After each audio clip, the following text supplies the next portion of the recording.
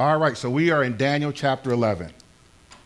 We began and ended there last week, or 2 weeks ago.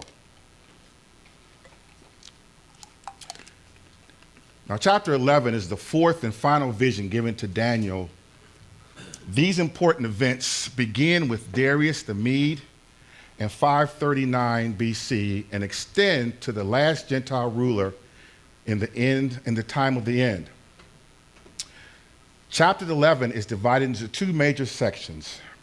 The first, verses 2 through 35, describe the major rulers of the Persian Empire and then provides in great detail some of the significant events the Third Empire following Alexander the Great, concluding with Antiochus Epiphanes during 175 through 164 BC.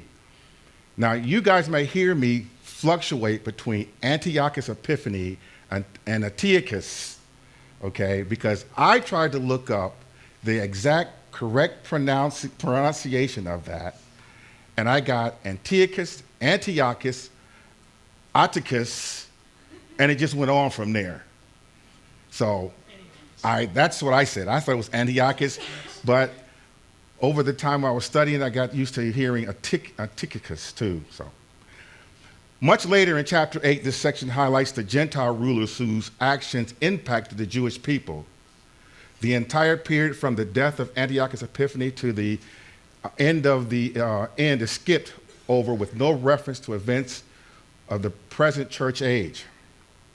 The second section, verses 36 through 45, deals with the last Gentile rulers who will be in power when Christ comes at his second advent.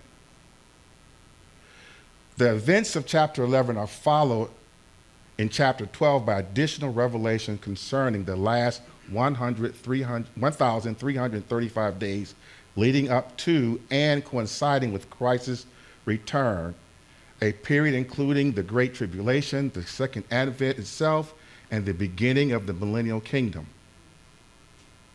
Probably no other portion of Scripture presents more minute prophecy than Daniel chapter 11, verses 2 through 35.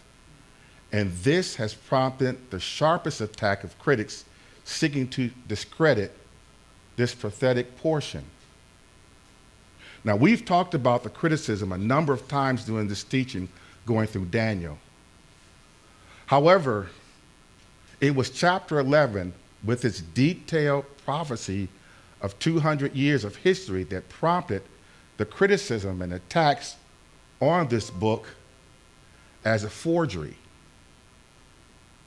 It was the minute details that brought about the attacks.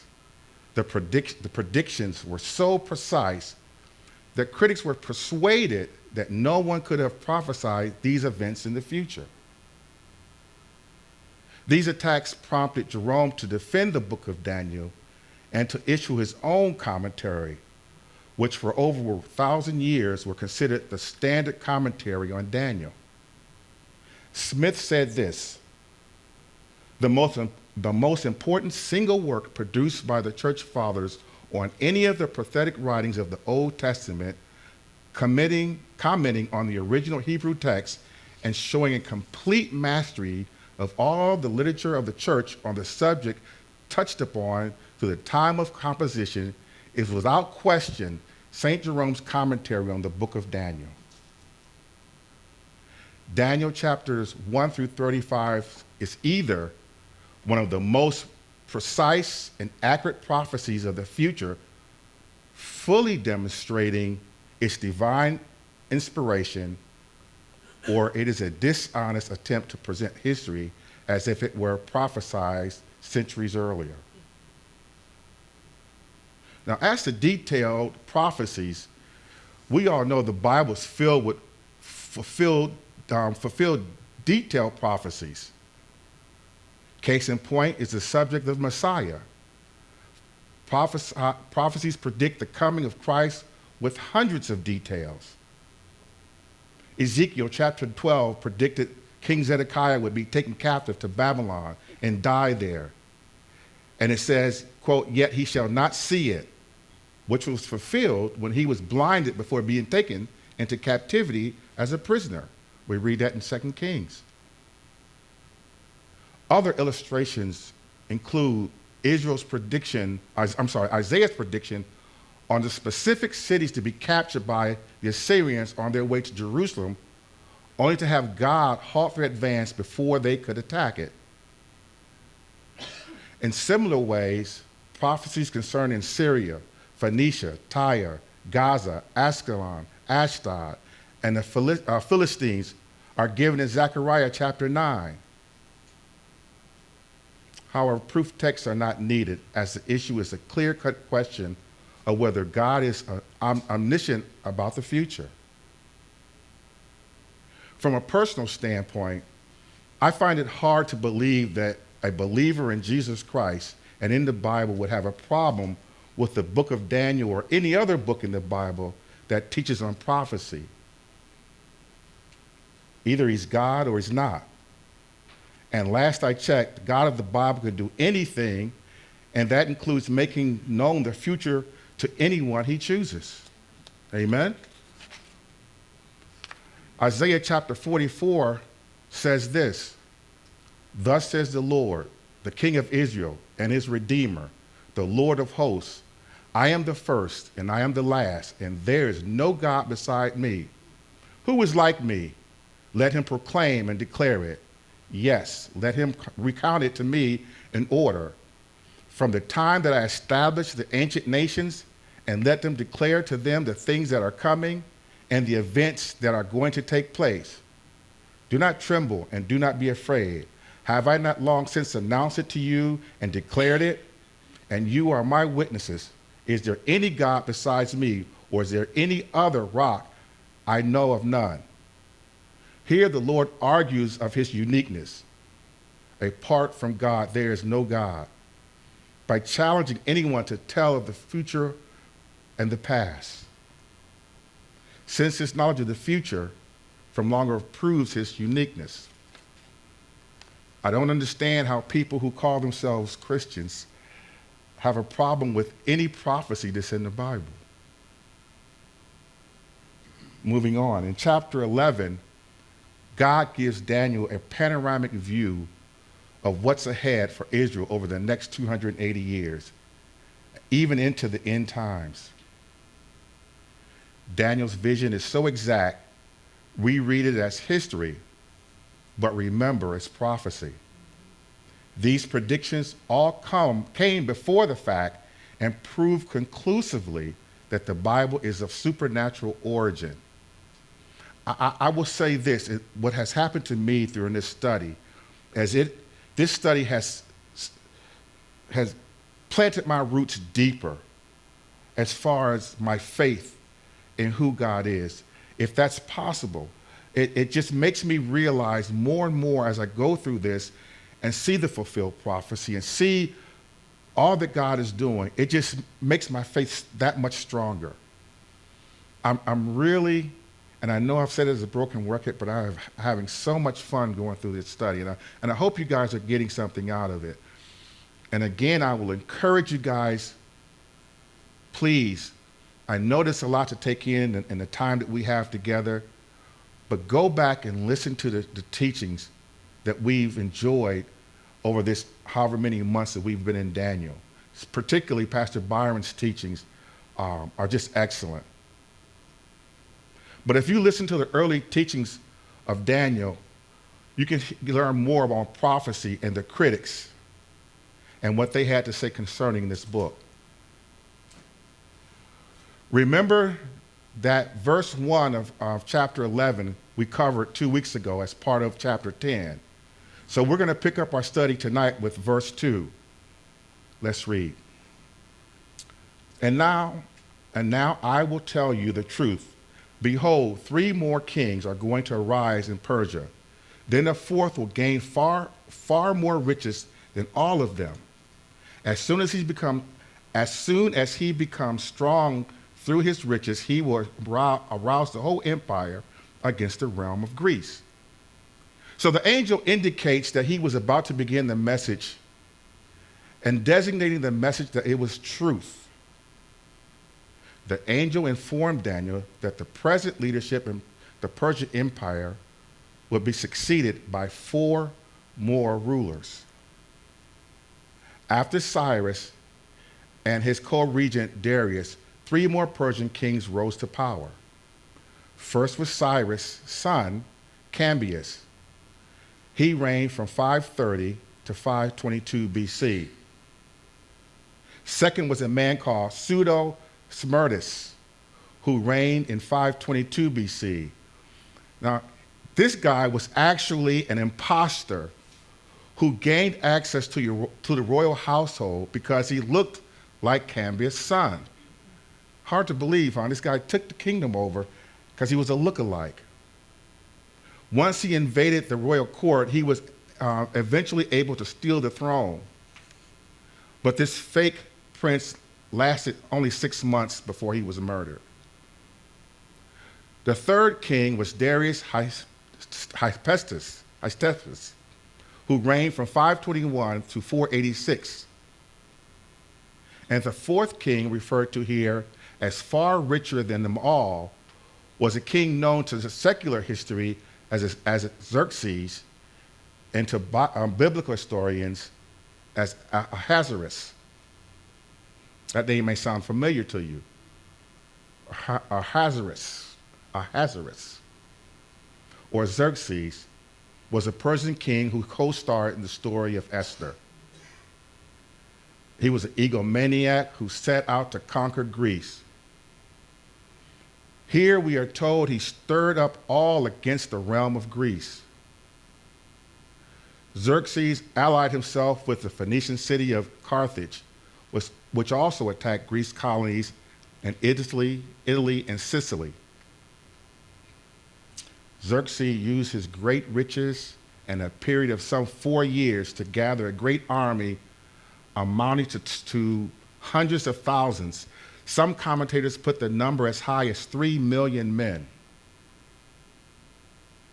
He took 4 years to train one of the largest armies in the ancient world. And then in just 7 days, he crossed the Hellespont on special built barges that acted as bridges. But his invasion of Greece became the Persian Waterloo, so to speak. Despite his formidable army, he was crushed soundly by the Greeks and sent back to Persia limping with his tail between his legs. This ill-fated expedition against Greece may have occurred between chapters 1 and 2 of Esther. Now, details on the Persian Empire are not given here because these are covered adequately in the book of Ezra, Nehemiah, and Esther, insofar as they relate to the people of Israel and the plan of God. And these records are supplemented by the prophetic books of Haggai, Zechariah, and Malachi. Xerxes went on to reign from 485 to 465 BC, and 6 other Persian kings followed. But Xerxes' defeat marked the beginning of the end for the Persian Empire. Now, these visions and insight regarding the future of Persia and Greek Empire were relevant because each empire attempted to wipe out the people of God at some time. The Persian Empire tried to wipe out the Jewish people during the reign of Xerxes through the plot of Haman. Remember that, right? And Esther. The Greek Empire tried to wipe out the Jewish people during the reign of Antiochus IV, when he attempted to kill every Jew who did not renounce their commitment to God and embrace the Greek culture. Verse 3. And a mighty king will arise, and he will rule with great authority and do as he pleases.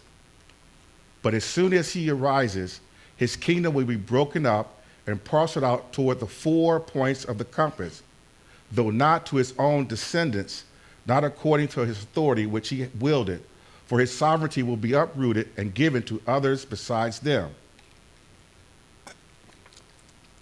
Now, I will try as much as I can because we're going to get into a lot of names Some of them I'll pronounce pretty well. Some of them I'm going to struggle to pronounce, but we will do our best. But if you refer to the outline as I go through this, this pretty much gives you an idea of where we're going. So the angel told Daniel of a mighty king with a great dominion, but his kingdom would not endure and would be divided after his death, the death of this mighty king. And we all know who that was, right? That mighty king was none other than Alexander the Great. At the age of 19, he became the general of the Greek army.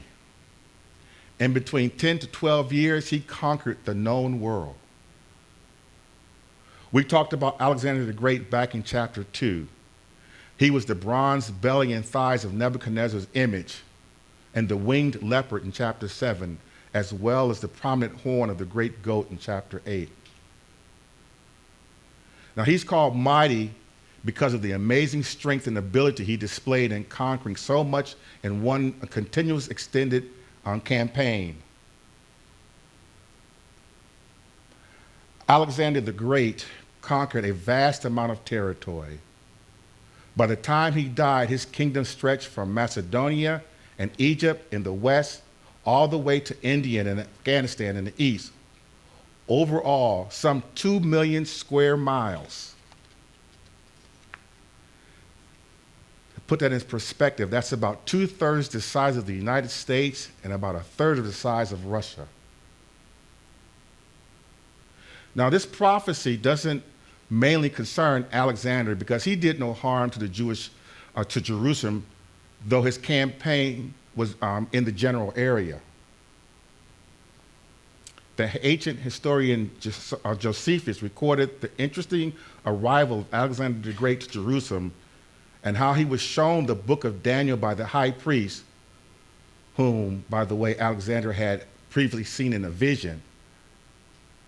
Alexander was so impressed that he spared Jerusalem and granted it religious tolerance.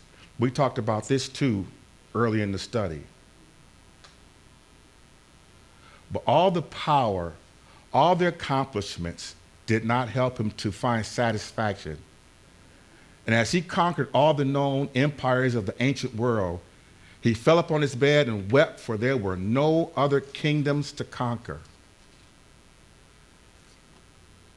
And thus, when he had risen to the zenith of his power at the age of 32, he died of pneumonia complicated by alcoholism and malaria in the city of Babylon in 323 BC. After his death, his kingdom would be divided up in 4 directions, the 4 winds of heaven, as we read in the scriptures, but not given to his family. It's sad that just before Alexander died, he was asked to name his successor. He whispered, "Give it to the strong." And little did he know his survival of the fittest approach would mean the death of his entire family. Within 15 years after his death, his entire royal family had murdered each other, vying for the throne. You want to talk about a dysfunctional family. Now, Alexander did have 2 sons. One was illegitimate and one was born after his death. Neither of his sons was recognized as his rightful heir. His half-brother Philip was not mentally competent, and he did reign for 6 years, but he was murdered. His brother Argeus, who succeeded him, was killed together with his wife, Eurydice, by command of Olympia, Alexander's mother, and after he had been king about 6 years. Olympia herself was killed by soldiers in revenge. This is the stuff of soap operas, isn't it? Alexander Agus, his son, together with his mother, Roxanne, was slain by order of Cassander, one of Alexander the Great's generals. 2 years after his other son, Hercules, with his mother, Barsine, was privately murdered. So that in 15 years after his death, not one of his family or posterity remained alive. They killed each other off. After the death of Alexander's possible heirs, 4 generals controlled the Greek Empire. But the strength and the power that Alexander brought to this nation was never seen again. For as his kingdom was divided, so too was its strength and power. But again, that goes back to chapter 2.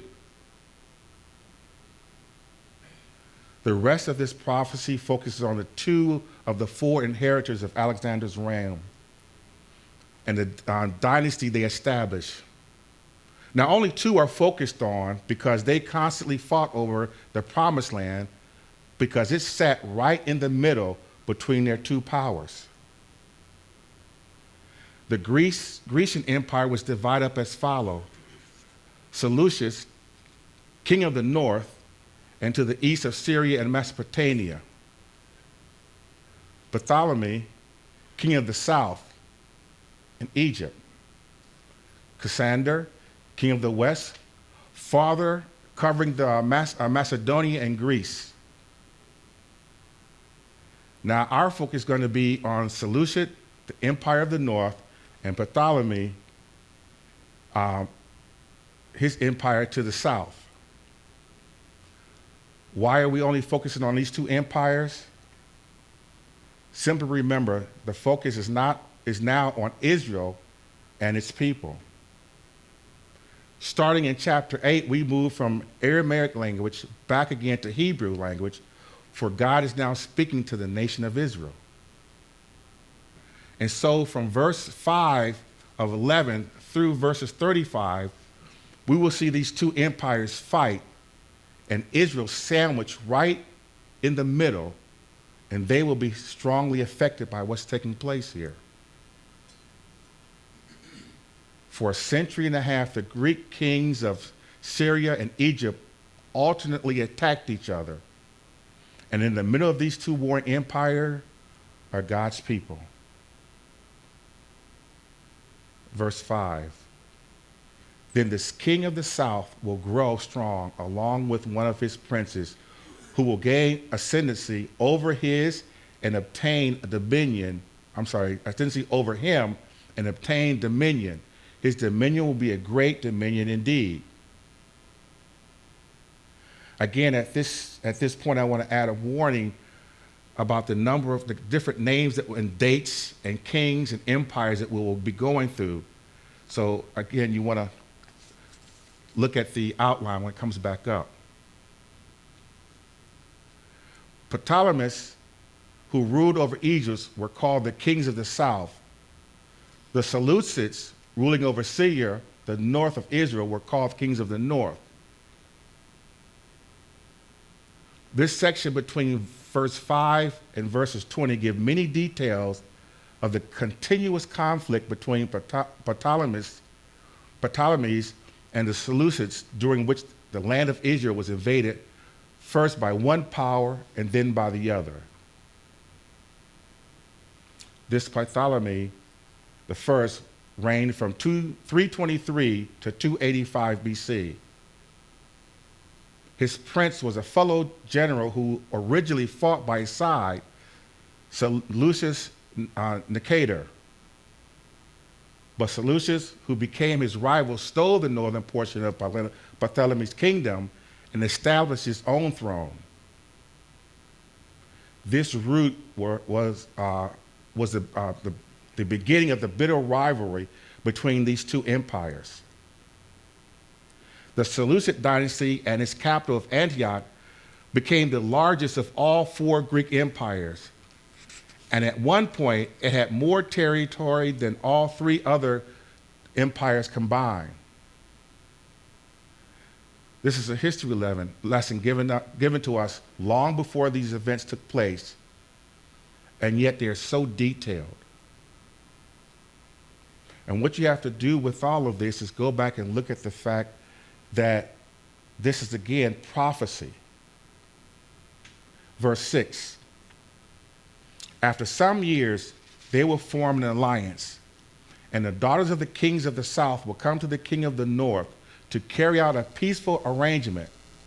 But she will not retain her position of power, nor will he remain with his power, but she will be given up, along with those who brought her in, and the one who stirred her, as well as he who supported her in those times.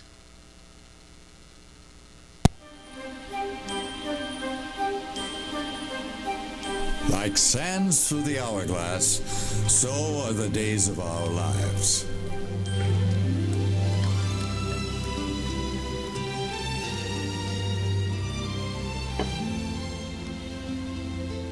Older people get that. The younger people don't get that.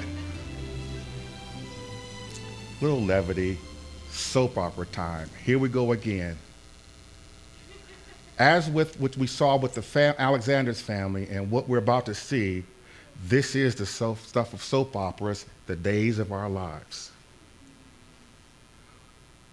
We see here a peace treaty made between these two kingdoms, the kings of the north and the south. And this is done by marriage, which was a common way to do it.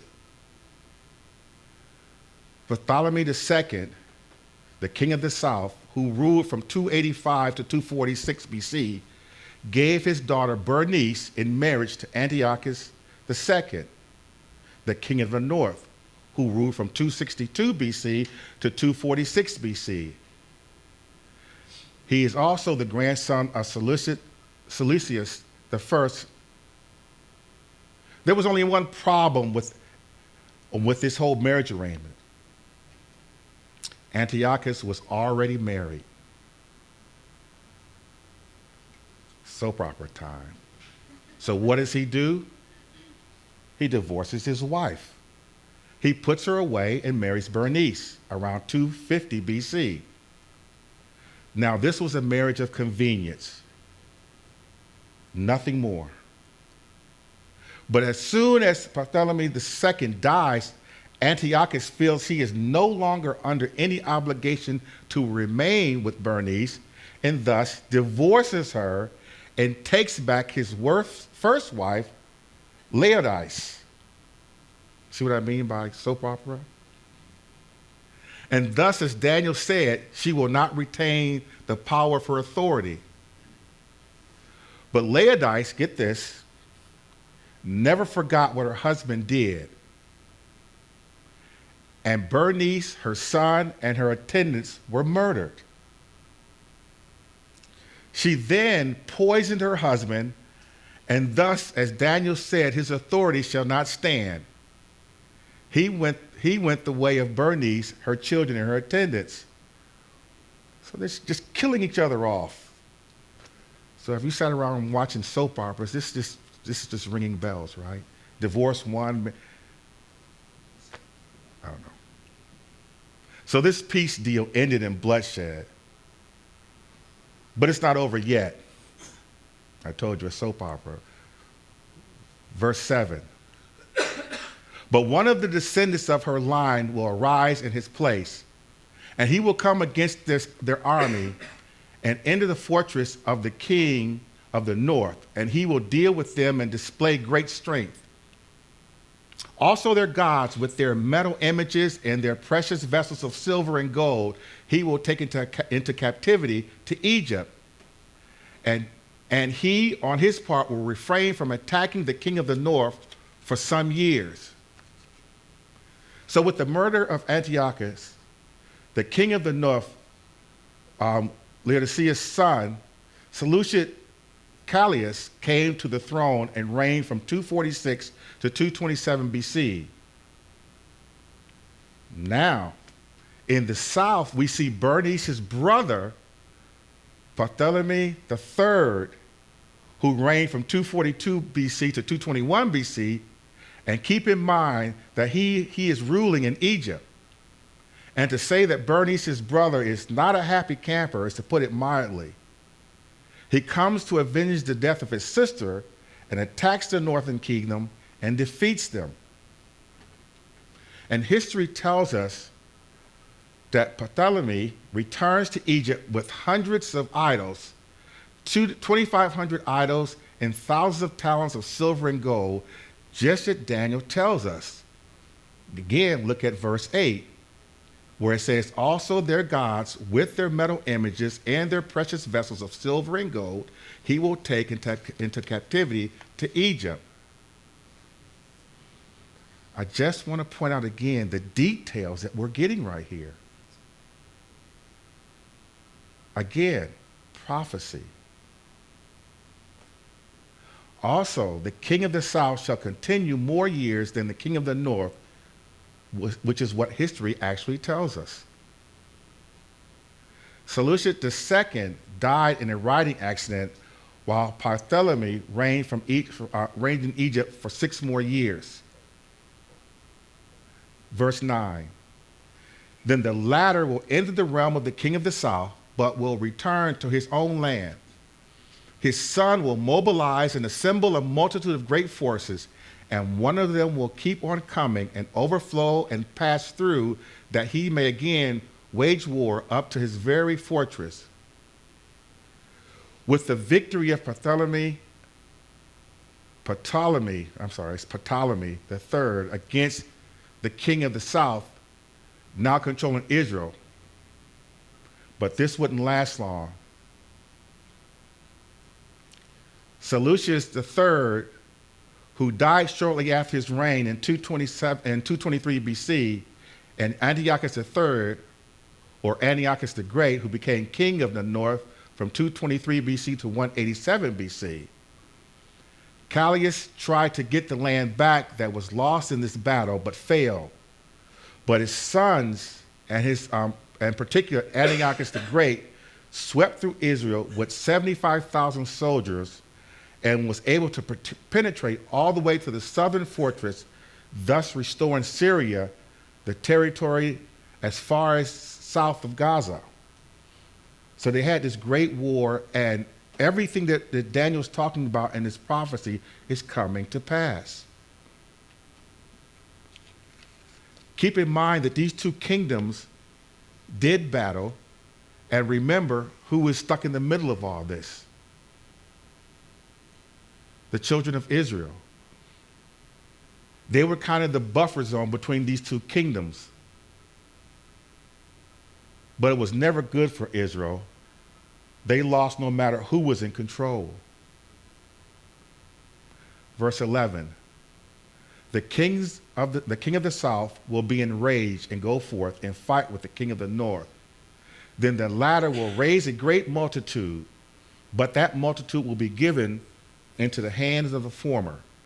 When the multitude is carried away, his heart will be lifted up, and he will cause tens of thousands to fail, yet he will not prevail. So Antiochus III mounted an army of 75,000 troops. Ptolemy accounted with a formidable army of his own, 73,000 men, 5,000 cavalry, 73 elephants. The Battle of Raphael was the last major war to use elephants in combat. Antiochus had the larger Indian elephants, and Ptolemy had the smaller African elephants. Just thought that was an interesting fact. But in the end, Ptolemy's army had more in its trunk than Antiochus at Raphael. Wow, nobody got that. This famous war was also known as the Battle of Gaza. It was one of the largest battles of the ancient world. I thought somebody would laugh at that. But much of the battle between Antiochus the Great and Ptolemy IV was fought in Israel. Again, the Jews were in the middle of this tug of war between these two countries. History tells us that Ptolemy, victory at Raphael, inflated his ego, so much so that on his way back to Egypt, he tried to desecrate the temple in Jerusalem. He was about to enter the Holy of Holies when suddenly and miraculously he was struck to the ground speechless and couldn't move. Now, embarrassed by this incident, upon his return to Egypt, he had 40,000 Jews slaughtered. That again is what Daniel predicted when it says, cast down tens of thousands. Verse 13.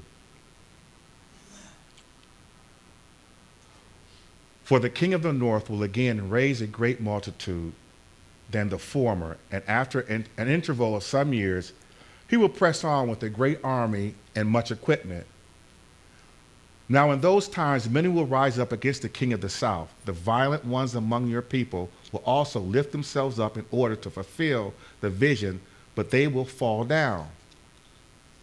Then the king of the north will come, cast up a siege ramp, and capture a well-fortified city, and the forces of the south will not stand their ground, not even their choicest troops, for there will be no strength to make a stand. So the angel told Daniel that the northern dynasty would answer back and defeat the king of the south in an extended siege. This would give the kings of the north dominion over the promised land. Antiochus the Great refused to give up. 14 years after the Battle of Rephidim, he had invaded Egypt, and this time with great success. He conquered most of Egypt. Ptolemy IV had died, and his son Ptolemy V came to power when he was just 4 years old. Now, four-year-old king. This caused great confusion politically, and the lack of leadership made victory easy for Antiochus. Verse 16. But he who comes against him will do as he pleases, and no one will be able to withstand him. He will also stray for a time in the beautiful land with destruction in his hands. The Jewish people of the glorious or beautiful land, that being Israel, initially became Antiochus III, initially welcomed Antiochus III as a liberator from Egyptian rule. Their decision to support Antiochus proved unwise, and he turned destruction upon the people of Israel. Verse 17. He will set his face to come with the power of his whole kingdom, bringing with him a proposal of peace, which he will put into effect, and he will also give him the daughter of women to ruin it, but she will not take a stand for him or be on his side. So the king of the north, who ruled over the Holy Land, would also attempt to dominate and destroy the king of the south. He would make one attempt by giving the king of the south the daughter of women to destroy, but this plot would not succeed. So this was fulfilled when Antiochus III gave his daughter Cleopatra to Ptolemy V of Egypt. He did this hoping to gain prominent influence and eventual control in Egypt. Now, to the great disappointment of Antiochus III, the plan did not succeed because Cleopatra was faithful to her Egyptian husband. Now, this was not the famous Elizabeth Taylor from Cleopatra from ancient history. I keep trying to interject some humor in here just to wake you guys up, and nobody's getting my jokes, man. This was not the famous Cleopatra that we've seen and portrayed in movies. The more famous Egyptian woman lived more than 100 years after the time of this Cleopatra. Verse 18. That he will return his face to the coastlands and capture many, but a commander will put a stop to his scorn against him. Moreover, he will repay him for his scorn. So he will turn his face towards the fortress of his own land, but he will stumble and fall and be found no more. Antiochus III then turned his attention to Asia Minor in 197 BC and Greece in 192. However, Antiochus did not succeed because Cornelius Scipio, a commander, was dispatched from Rome to turn Antiochus back. So Antiochus returned to his own country in 188 and died a year later. Antiochus III had carried on the most victorious military campaign of any of Alexander's successors, but his dream of reuniting Alexander's empire under his authority was never realized, which again was prophesied. The Romans placed him under such heavy taxation, it forced him to spend the rest of his time robbing temples and raising funds to pay off the Romans. And that was the practice that eventually got him killed. Verse 20. Then in his place one will arise who will send an oppressor through the jewel of his kingdom, yet within a few days he will be scattered, though not in anger nor in battle. Antiochus, the great son, Seleucus IV, succeeded his father. And he sent, so to speak, his IRS chief, Heliodorus, to Israel to squeeze taxes out of the Jews. Heliodorus ended up returning to Antioch and poisoning Seleucus, and he took the throne by himself. Verse 21. And in his place a despicable person will arise, on whom the honor of kingship has not been conferred, but he will come in a time of tranquility and seize the kingdom by intrigue. So the angel told Daniel that after the brief reign of the former king of the north, the next king would be a vile person. He would not be recognized as royalty, but shall take power by intrigue. Now Antiochus, the great son in Rome, was named Antiochus IV. And when he heard, by the way, don't you like the way they name their children? Reggie, the first, second, third, fourth, fifth. It's just easy way to name them.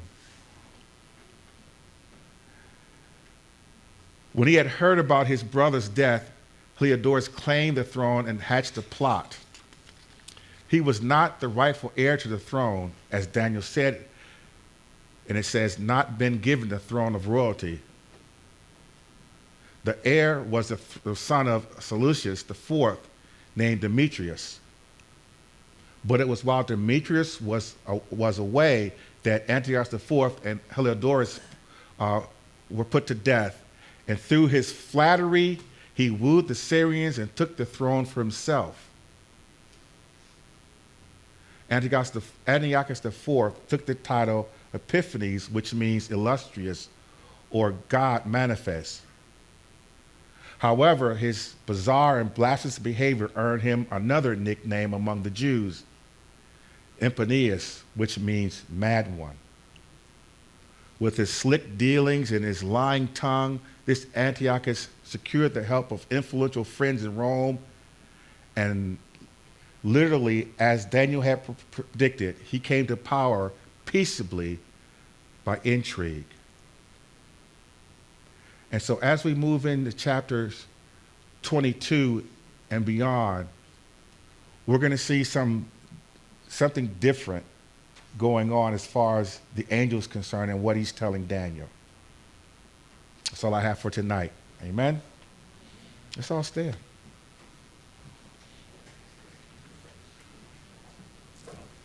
Go back and look. Take a look. It's very interesting what's going on here.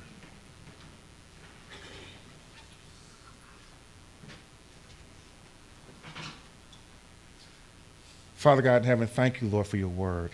Again, it establishes that you are indeed the God of the Bible, the God of heaven, Lord, that you are real. Father, we thank you for this evening and those who've gathered here tonight, and we just ask your blessing in Jesus' name. Amen.